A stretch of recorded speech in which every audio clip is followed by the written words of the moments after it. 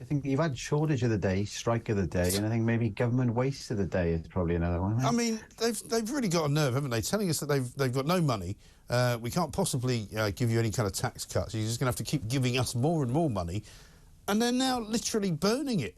What's going on? Well, yeah, well, so this story here, Mike, remember now when the pandemic obviously hit us, there was a big clamour to go and buy lots of PPE and the like, and so we did end up paying over the odds. Now, there's a lot of kind of things going on to try and look at how some of these contracts were awarded. You know, we won't go into specific cases on that, but there's definitely shrouded in mystery some of these different contracts. And some of the companies, though, Mike, where some of this money has been wasted, they've come out and said, well, we provided exactly what the government asked for. Because we've got stories, Mike, where PPE was delivered and we didn't meet the right specification. It was pretty much useless and had to be thrown away. And so if these companies are saying that, well, we provided what we were asked for, you've got to ask, would the people who were asking for the actual stuff when they were doing the specification, were they as careless as Nadeem's always been with his tax return, basically? Because there's pretty much not, it's absolute bonkers, Mike. Well, and that £15 billion, let me just put it into context, that's about £533 for every household. So imagine if every household just burned £500, nuts. But it's worse than that, and this is why I always have an issue with government spending, is that they just think of a number and add a few zeros to it, and before you know who you are, it's millions and millions of pounds. I was listening to somebody this morning talking about why the government can't sort of sort something out. They can't decide who should get some money and who shouldn't, because it would cost more money to actually break up the numbers so that, for example, say we're talking about, if you're getting your free heating allowance, right, you might need it, I might not need it, but we both get it because it's too expensive to work out that I don't need it. Well, why? Why can't you just look at people's household income or something? Or why can't you have a situation where I could say opt out of it and say, well, I don't want to pay it? Or you could opt out of it and say, well, I don't want this money. Don't give it to me. Give it to somebody who requires it. They can't do that, apparently, because the admin alone would end up costing too much. Well, I just don't get it. Why? They've already got millions of people working for them. Why can't they just actually make them do some work? And that's a systematic failure then, Mike, what you're talking about, by the fact that we're taxed so much.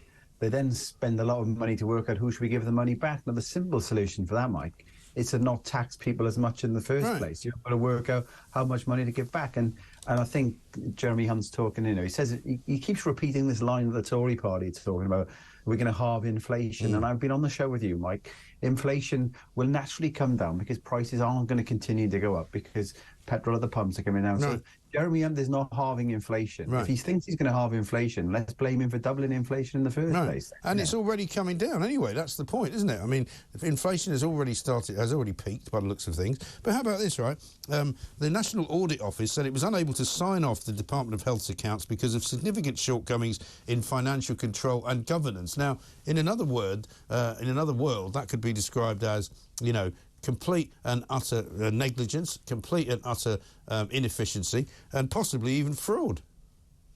And a lot of this, Mike, obviously, comes under the money comes from the Treasury, or came under whose watch? The Prime Minister, Rishi Sunak. Yeah. And we can't just blame the Tories for a lot of this waste money as well, Mike. Let's just remind people we've got an election coming up over the next couple of years. We're still paying through the nose through a lot of these PFI schemes that Gordon Brown signed off with Tony Blair back in the day, where because of high inflation, they did the 25, 30-year contracts with these private financial initiatives where we pay a fortune, our money, now with inflation kind of as well, to actually basically change light bulbs, to put extra bits on hospitals. It's scandalous the amount of money that's wasted. And it's very easy, Mike. Me and you could work for government tomorrow and spend as much money as we want because it's very easy to spend somebody else's money. But let's remember, we're in a cost of living crisis. We're in a bit of a tax crisis as well because taxes have never been so high. And Jeremy Hunt's saying, I can't afford to cut your taxes. Well, if you didn't waste the money, if they thought of the money the way they treat the money, that taxpayers, that they would treat their own, maybe it wouldn't be so bad as what it is, Mike. No, but you see, that's the key, isn't it? Because it's not their money, and so they don't actually care. We've got Dame Jenny Harries talking here. She's the chief executive of the UKHSA, which used to be, I think, Public Health England, didn't it? And they renamed it as if that would change anything, right? But she says, the UKHSA was created in unprecedented circumstances and tackling COVID-19 was our first priority. We have already made good progress and are now substantially different in terms of stability, governance and financial controls. So, in other words, they set it all up wrong. They set it all up in a way which wasn't efficient, which didn't actually serve the people, which wasted a load of money. Well, how is she still in the job then? And why did she get a damehood as well, Mike, as part of the honours? I, at the time, was saying that these people who were making all these decisions at the time, you should wait until after a COVID inquiry, because if any criticism comes out, and who was driving that kind of restructuring at the time, Matt? It was Matt Hancock. You know, he was driving a lot of that. And another thing, Mike, as well, because we talk about this waste in terms of the money. You know, it was in December 2021 where the government ordered 114 million more COVID vaccines.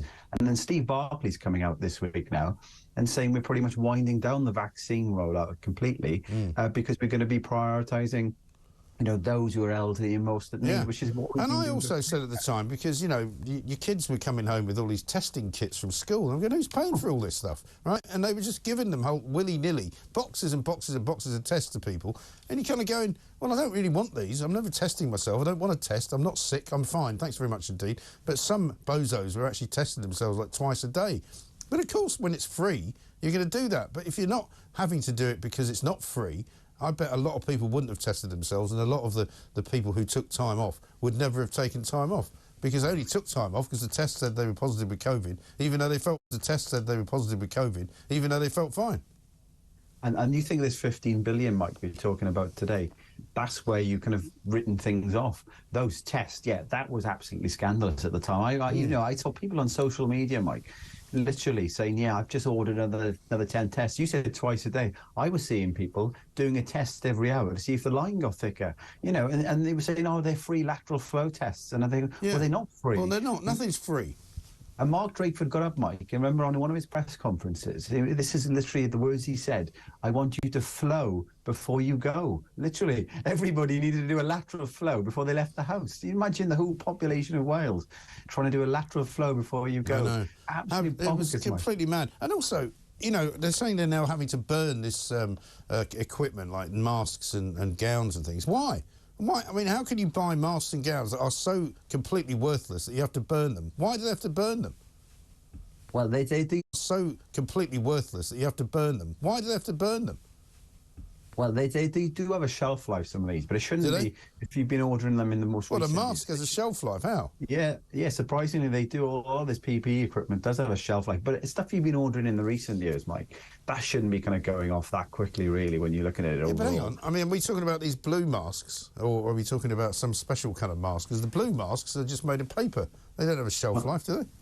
Well, actually, they do, Mike. I'm not really, you know, understanding exactly why they've got a shelf life. Everything has a shelf life, though, because if you're a manufacturer of these things, put a shelf life on it, because they have to order some more from us. And just remember, this is the waste there.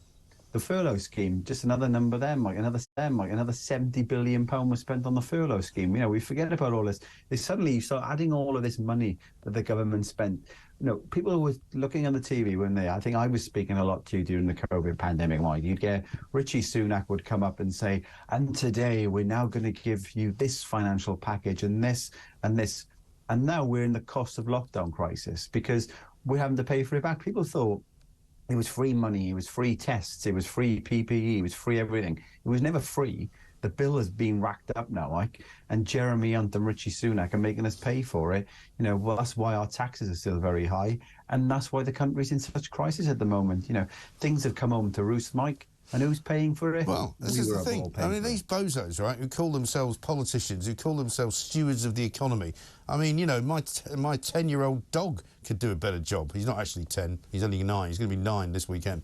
But, you know, he'd do a better job running it, for heaven's sake, because, you know, they've just wasted everything. I mean, the billions and billions of pounds that they're now saying that they've written off, effectively, including then another $5 billion that they got defrauded for because people who applied for loans were given them, despite the fact that their company had only just been formed, literally in the last 24 hours. They gave them all money as if they were genuine. I mean, it beggars belief. You wouldn't give these people control of a pub, never mind the government. That's how useless they are.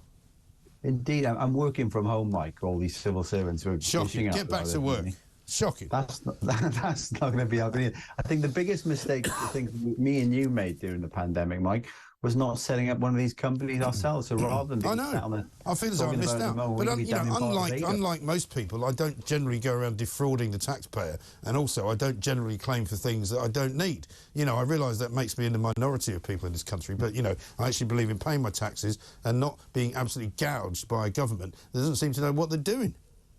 No, spot on, Mike, spot on. I think, you know, we're going to have an election coming up. The big thing for me, you know, in the next couple of years is if Rishi Sunak is going to be fighting Keir Starmer for the election. They both kind of cut from the same coin, I think, in terms of all of this, Mike. The waste is going to continue. I'm fed up with it. You're fed up with it. A lot of the viewers are fed up with it. And, you know, get the taxes down, Jeremy Hunt. Stop trying to work out how much money you're going to give back to us. Let's keep our own money in the first place. And stop burning stuff that you paid an awful lot of money for. Surely there must be a better way of dealing with it, for God's sake. Anyway, Jamie, common sense, as ever. Thank you very much indeed. Jamie Jenkins.